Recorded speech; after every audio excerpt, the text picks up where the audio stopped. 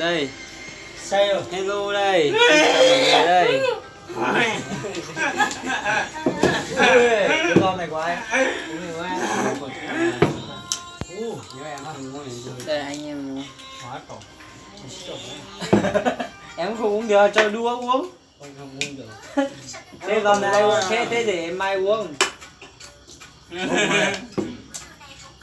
Đây cũng có. Thì biết nó mò.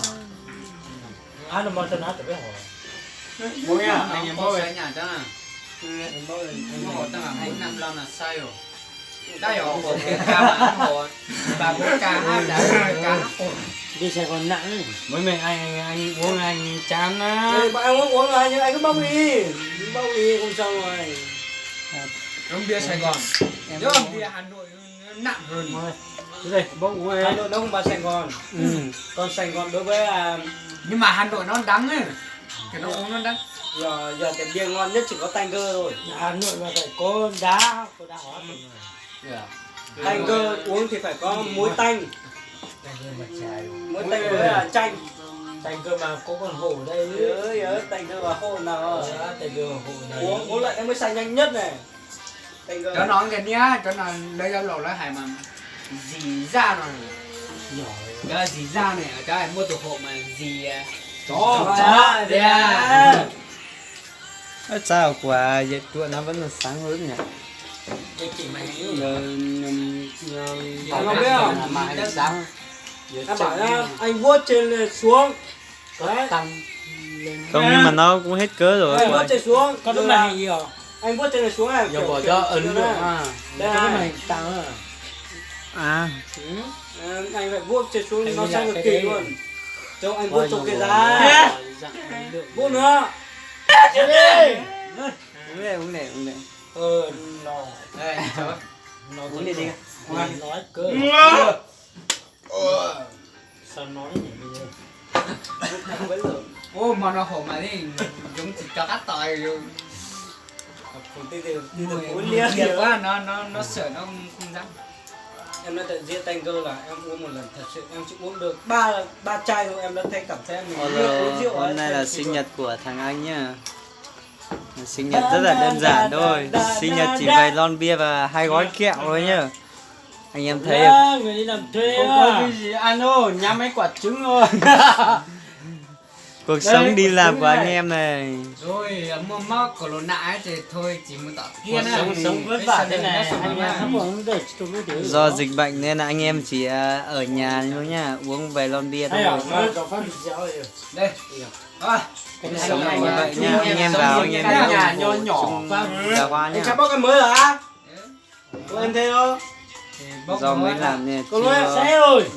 có kinh nghiệm nhiều mấy anh em. Anh cho ơi. Anh lấy của anh cho em thấy à? Anh uống cho nó uống. Anh uống 1 lon thôi. Anh uống 1 lon. Uống đi anh em ơi. rồi Nhê. Xong rồi. khăn lắm sống ở căn nhà nho nhỏ rồi đây Anh cô uống được mấy rồi mà.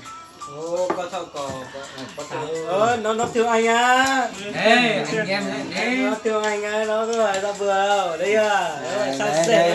Đấy nó là tình với anh em là chỗ đấy chứ còn gì nữa. Đây hiện tại là có bao nhiêu người à? 2, 4, 6 người nhá, 6 anh em. 6 em sống làm. Hiện tại đang làm dưới Hải Phòng. Đây. Mấy anh em nhìn xem. Chỉ có mấy lon bia thôi, 2 gói kẹo. Trong hoàn cảnh rất khó khăn, 6 anh em phải xa nhà. Xa bố mẹ, xa vợ con, sống một căn nhà nho nhỏ. Anh em bia để mà giải sầu nỗi buồn này.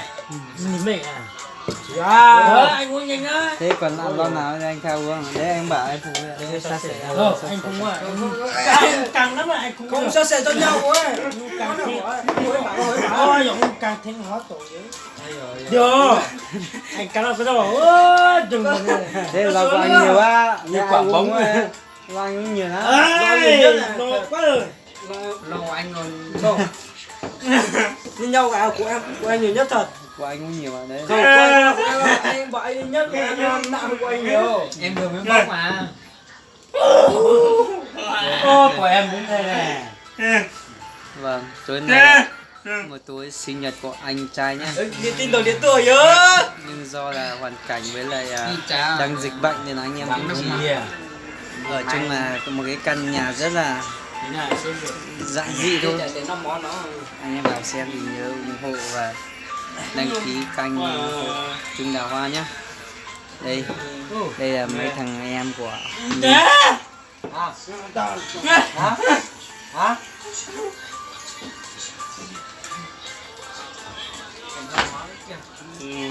Hả? Uống đi đua. Đây. Không biết lúc nào dịch mới hết rồi. Không lo gì, chỉ lo mới dịch thôi. Anh em không được đi đâu cả, chỉ ở trong phòng thôi. Mà ở trong cái căn nhà như thế này đó. À. Những chuyện ngon mò hết kìa thôi. Cạnh hết đi. Cái này cái lon của ai như thế? Ai ơi. Chị khá Ôi đây, chú có gì buồn nói anh sắp lên lon rồi đấy. Anh nói là không phải có, nhưng mà lâu lắm anh không uống điện lại uống tôi. Thật, anh có là mà buồn gì. Anh biết không phải buồn người yêu rồi. Nhưng mà nói chuyện về. Bởi vì anh thấy người yêu mà chưa cãi nhau anh biết không phải anh sợ có gì. Xong rồi chơi thế là. Thế à? Rồi anh Về nhà anh cha nhớ mẹ nhớ anh nhà thôi. Nhưng còn những cái còn hải động bôi thôi rồi đó. Sai rồi. Cái đẹp nhiều một trên là gãy nhất phải là một chục tông gãy nhất phải hãy là nổi tiền từ từ đi đợi mình chỉ biết mù là người hài giờ con đẹp ý vậy mình không thích thì lời những gì em chưa Thì tôi nhưng mà hãy nhớ có thể đi xa mẹ đi xa nhà anh thế nhớ nhớ nhà nhớ cha nhớ mẹ muốn về. do có Thế sao anh như là mấy năm nay anh không nhớ nhà đâu nhớ thật. em xa nhà anh có biết em xa nhà Anh chỉ sợ nhà ốm đau với lại anh ốm đau rồi. Còn anh không nhà gì nữa rồi. là anh lớp sau đã xa nhà rồi. Thế đáng nhiên mày phải cái thằng mà dẫn đầu không nhớ chứ. Anh biết ai mà chẳng nhớ rồi, ai mà không nhớ thôi. Mà lớp sau mình còn không. Sao mà đến nỗi thế? Mình nhớ không còn bao nhiêu ngày sẽ được. Mình còn nhớ năm lớp 6 ấy, mình còn khóc bố mẹ lên tâm mình còn khóc rất lâu rồi. đời sống ai đó hết rồi. Những người nhà hàng nó cạnh mình. Ta hại liếu ta Ôi! Đủ hết rồi. Em bật lượng tí của đi chật tôi với cuối. Tối nay anh em là 6 người mà uống hết là hơn 100 lon nhá. Anh em thấy rất là nhiều, gồm hơn 100 lon, sợ thật. Các chú uống đỉnh thế. Tiểu lượng. Có chỗ ơi tao tao nhiều hồ tao. Nhớ tao hồi tao chín rồi ấy. Cho gì? Các uống đi anh em uống cạn nha. Giờ có muốn chơi lộ đấy à? Được có mỗi nhớ. Tí là không biết cái nào ấy.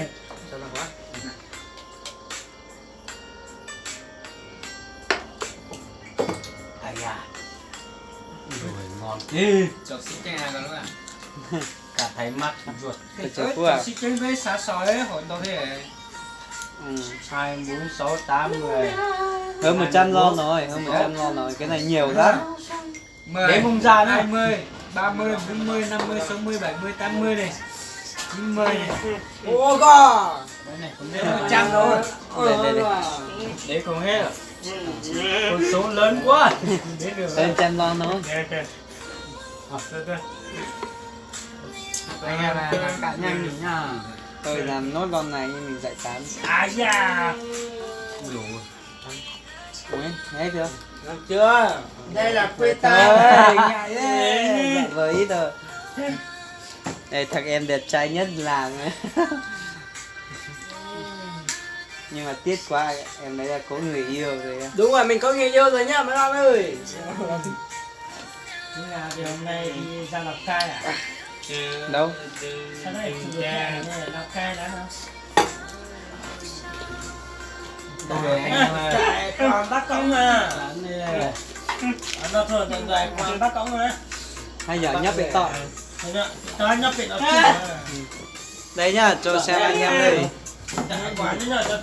Đây giải tán đây, anh em Ồ. mình xin Dạ chào đúng và rồi, tạm ngã biệt. cái lần đấy trên bà hôm đấy anh ngã bảo đi xe bố nhưng mà em cũng bảo là Thôi anh thôi em đừng đi mình xe chỉ bố uống em thế thôi. chỉ sợ kiểu đi phải đi Không, uống xe rất là này say phải thật có đấy. tầm chút cho tụi anh đi nước tiền thì phải đi qua nước đây mà chúng Thôi bye bye nha. này Và mọi người đừng quên là đăng ký kênh, cái thằng con này đăng ký kênh con của và anh nhau đã tập là cô anh like nhau video của Trung Đà Hoa nhé.